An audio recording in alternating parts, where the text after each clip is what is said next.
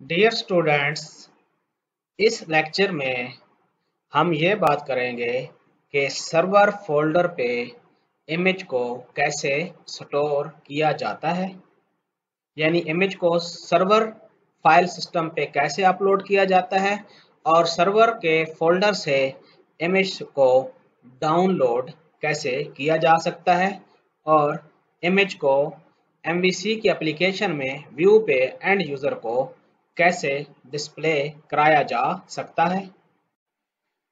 सबसे पहले हम ये डिस्कस कर लेते हैं कि इमेज को सर्वर के फोल्डर पे सेव करने के और वहाँ से डाउनलोड करने के क्या बेनिफिट्स हैं और कौन-कौन से ड्रॉबैक्स हैं। स्टूडेंट्स याद रखें, सर्वर के फोल्डर पे यानी फाइल सिस्टम पे इमेज फाइल को या किसी भी फाइल को सेव करना और वहाँ से डाउनलोड करना बहुत ज़्यादा सिंपल और आसान है एज कंपेयर टू डेटाबेस। लेकिन यहाँ पर कुछ सिक्योरिटी के रिस्क हैं, क्योंकि आप जिस फोल्डर पे इमेज को स्टोर कर रहे होते हैं उस फोल्डर की राइट परमिशंस यूज़र को एंड यूज़र को दे रहे होते हैं, जिससे मलिशियस यूज़र कोई भी नाजायज़ फ़ायदा उठा सकता है। लेकिन इस मसला को आप मुख्तलिफ सिक्योरिटी मेजरमेंट्स लेकर काफ़ी हद तक सॉल्व भी कर सकते हैं।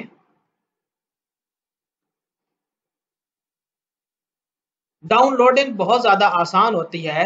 आप URL पे उस लोकेशन का एड्रेस प्रोवाइड करते हैं जहां पर सर्वर फोल्डर में इमेज मौजूद होता है और वो आसानी से डाउनलोड हो जाएगा। अगेन, अगर सिक्योरिटी पर कंप्रोमाइज नहीं करना चाहते तो आप फाइल सिस्टम की बजाय इमेज को डेटाबेस में स्टोर करें।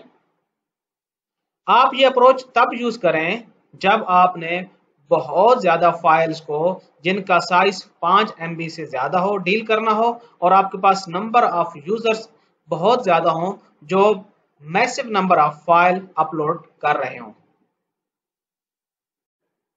कुछ इंपॉर्टेंट ऑपरेशंस की बात कर लेते हैं जो कि C# की पाथ क्लास में मौजूद हैं।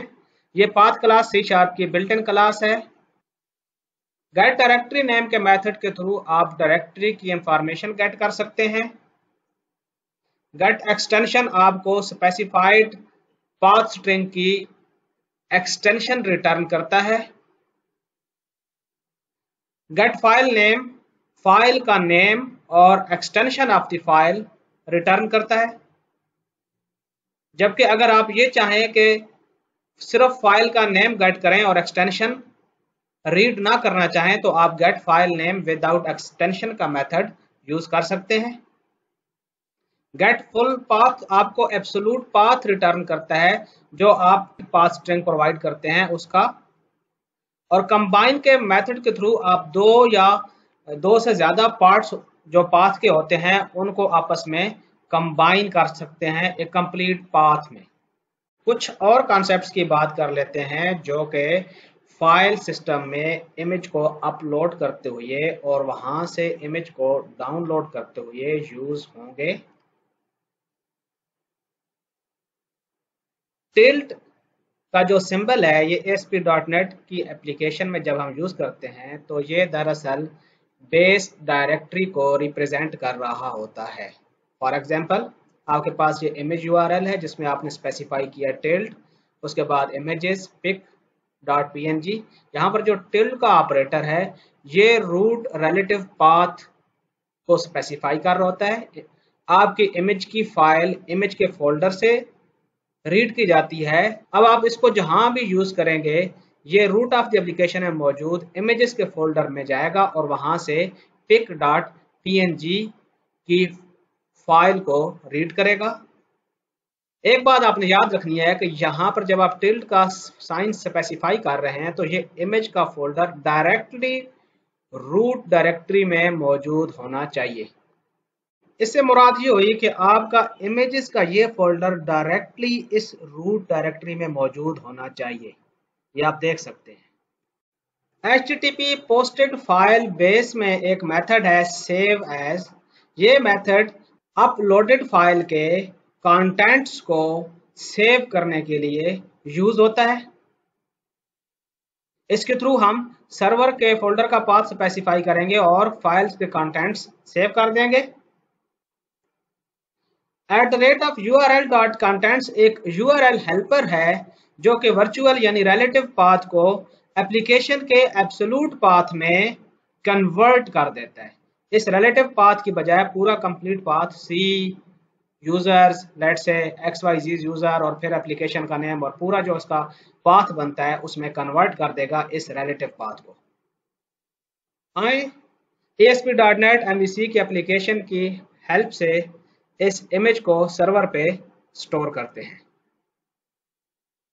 हम दरअसल इस एप्लीकेशन में ये चाह रहे हैं कि जब भी हम एक न्यू एम्प्लॉय क्रिएट करें इस लिंक पे क्लिक करके, तो उसका फर्स्ट नेम लास्ट नेम और बाकी इनपुट लेने के बाद उसके फोटो को भी एज इनपुट लें और स्टोर कर दें उसके फोटो को सर्वर साइड पे मौजूद एक इमेजेस के फोल्डर में।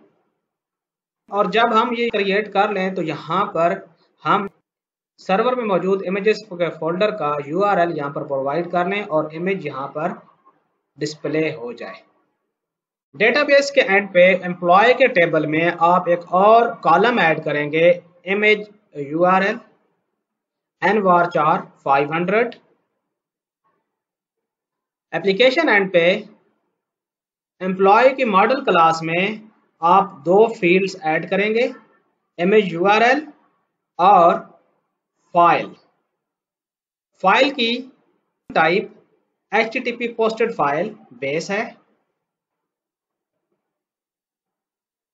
क्रिएट के व्यू में आप यहां पर new encoding type multi part form data specify करेंगे और यहां पर एक इनपुट टाइप फाइल के लिए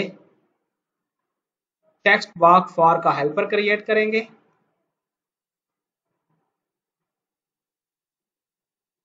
इंडेक्स के अंदर इमेज को शो कराने के लिए आप यहां पर इमेज सोर्स में URL.content के URL हेल्पर को यूज करते हुए आप यहां पर पाथ स्पेसिफाई कर देंगे।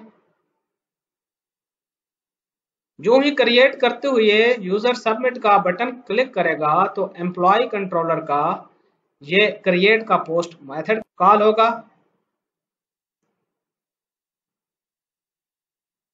यहाँ पर आप मॉडल स्टेट को वैलिड करने के बाद ये एक एरे बना लेंगे कि ये एक्सटेंशंस अलाउड एक्सटेंशंस हैं। अगर यूजर ये एक्सटेंशंस प्रोवाइड नहीं करता आप path.get एक्सटेंशन के मेथड के थ्रू इसकी एक्सटेंशन गेट कर लेंगे। अगर यूजर ये एक्सटेंशन प्रोवाइड नहीं करता तो आप एक एरर मैसेज डिस्प्ले करा देंगे। अदरवाइज आप पाथ का वेरिएबल बिल्ड कर लेंगे और employee.image URL को ये पाथ प्रोवाइड करेंगे। फिर इस पाथ को आप सेव एज के मेथड में एज ए पैरामीटर सेंड करेंगे और ये ऑटोमेटिकली सर्वर पे इमेजेस के फोल्डर में इस फाइल को अपलोड कर देगा।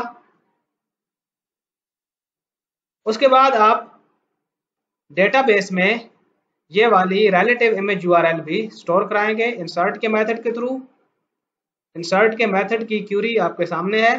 ये देखें आपने यहाँ पर एक और कॉलम स्पेसिफाई कर दिया जिसकी वैल्यू ये है employee.image URL। जब आप एम्प्लॉयज की लिस्ट रिटर्न कराएंगे इंडेक्स के पेज में तो ये वाला फील्ड भी आप रीड कर लेंगे और पॉपुलेट कर लेंगे इमेज URL को और ये इमेज URL यहाँ पर इंडेक्स के मेथड में यूज हो रहा है।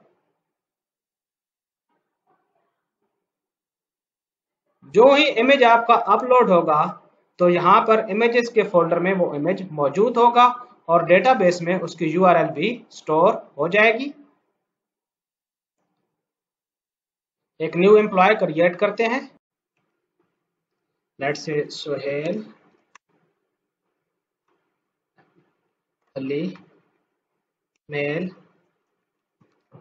sohail@gmail.com, city let's Islamabad, salary 55,000, age 23 years, 16 years education,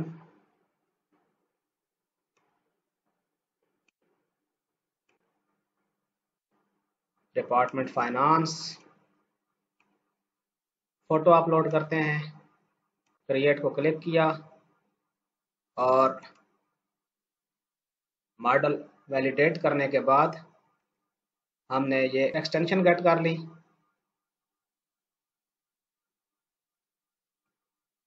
image URL में ये वाली वैल्यू आ गई और इसमें पूरा कंप्लीट पाथ आ रहा है, बेस डायरेक्टरी समेत। टिल्ड की मदद से पूरा पाथ आपने गेट कर लिया। अब ये इमेज के फोल्डर में ये वाली फाइल ऐड हो जाएगी इस लाइन के एग्जीक्यूशन के बाद। और ये अब इंसर्ट की क्यूरी फायर होगी। यहाँ पर ये रिकॉर्ड ऐड हो गया।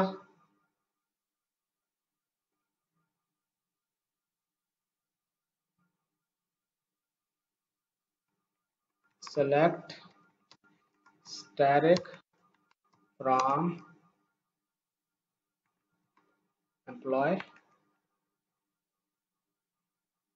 और ये आप देख सकते हैं ये इमेज यूआरएल भी यहाँ पर ऐड हो गई। कंटिन्यू किया, डेटा इंसर्टेड सक्सेसफुली।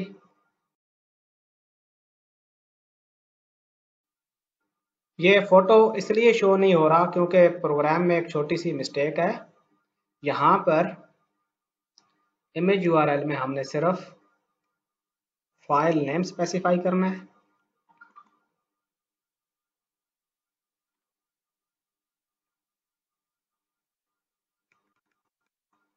दोबारा से प्रोग्राम को रन करते हैं,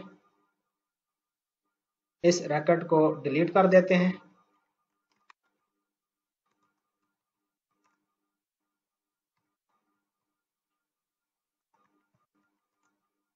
where employee id equals 219,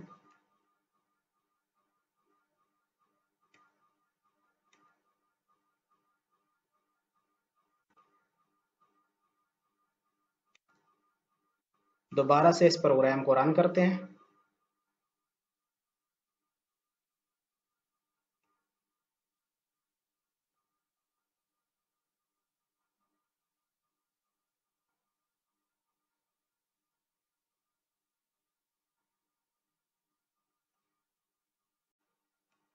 aftab@gmail.com, 1 2 3 login,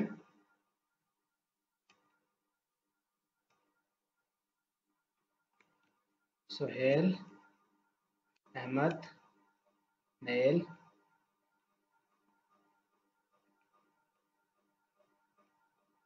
salary 55,000, age 23, 16 year educations,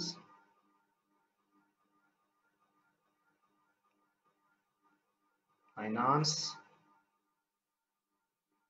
photo को सिलेक्ट किया, क्रिएट को क्लिक किया, कंटिन्यू।